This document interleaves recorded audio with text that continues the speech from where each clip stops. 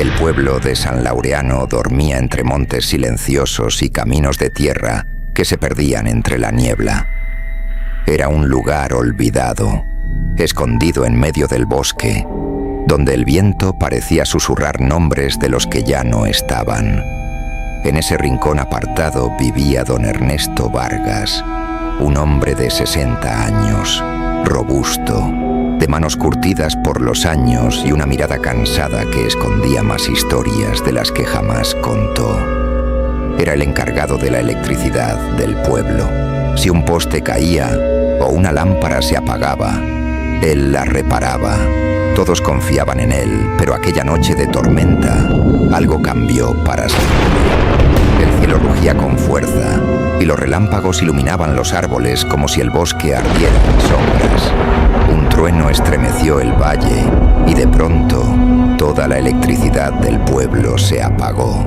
A la mañana siguiente, don Ernesto llamó a la central del municipio para pedir ayuda.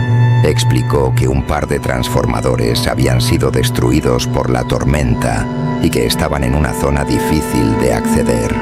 Horas más tarde, una furgoneta blanca apareció por el camino cubierto de lodo. De ella bajaron dos hombres jóvenes, Luis y Ramiro, técnicos de mantenimiento.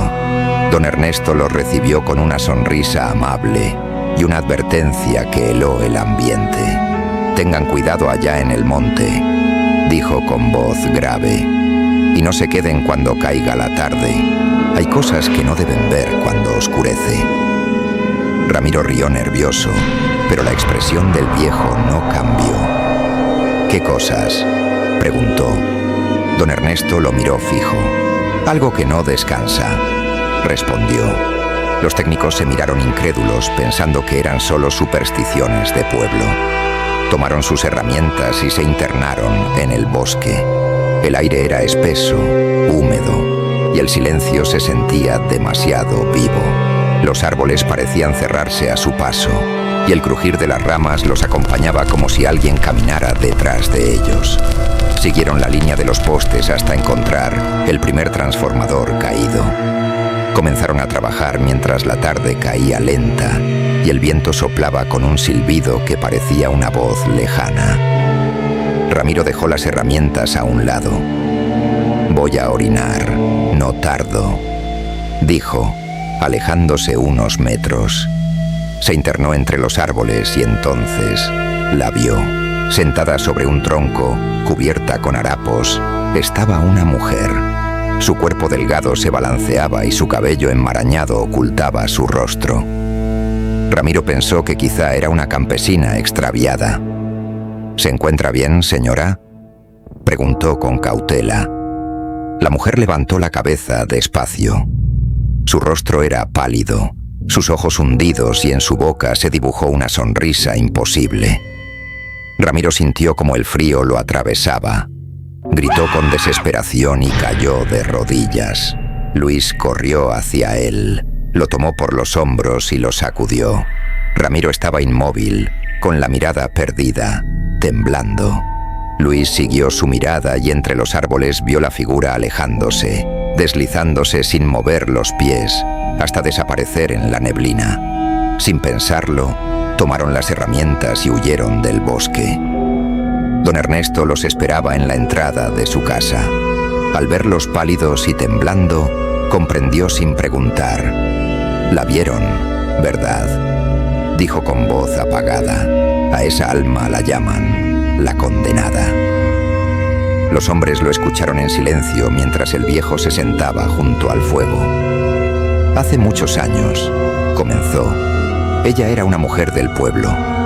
Su esposo murió en un accidente en esas rutas.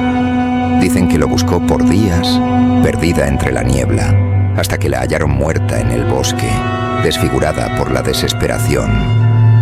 Pero su alma no descansó. Desde entonces camina entre los árboles buscando compañía. Quien le habla queda atrapado en su mente». El silencio llenó la habitación. Ramiro temblaba. Don Ernesto lo miró con firmeza.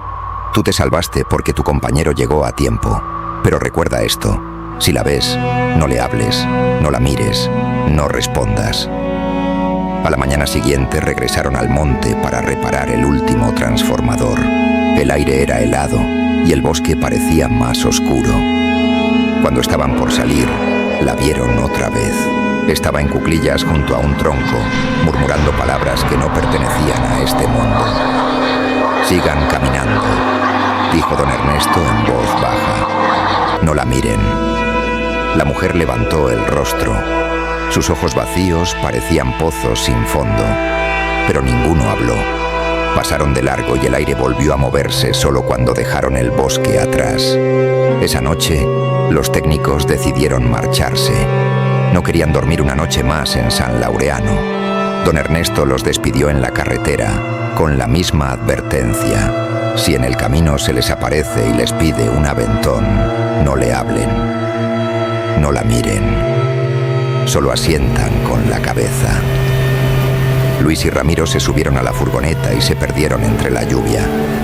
El camino era estrecho, bordeado por árboles y sombras que se movían entre la neblina. Avanzaron en silencio hasta que una figura apareció al borde del camino, empapada, con los brazos cruzados. Luis frenó instintivamente. Ramiro lo miró aterrado. ¿La viste?, preguntó con voz quebrada. La mujer se acercó despacio. «Por favor», dijo suavemente, «llévenme un tramo. Estoy perdida». Recordaron las palabras del viejo. No debían hablar. Luis asintió y abrió la puerta. Ella subió al asiento trasero. Durante minutos solo se escuchaba el motor y la respiración pesada de los tres. «Gracias», murmuró la mujer. «Hace mucho que nadie me ayuda». Ramiro apretó los dientes. No debía responder, pero el aire dentro de la furgoneta se volvió espeso, helado, casi irrespirable. De pronto, ella comenzó a murmurar, primero bajo, luego más fuerte, hasta que su voz se volvió un lamento que parecía venir de todas partes.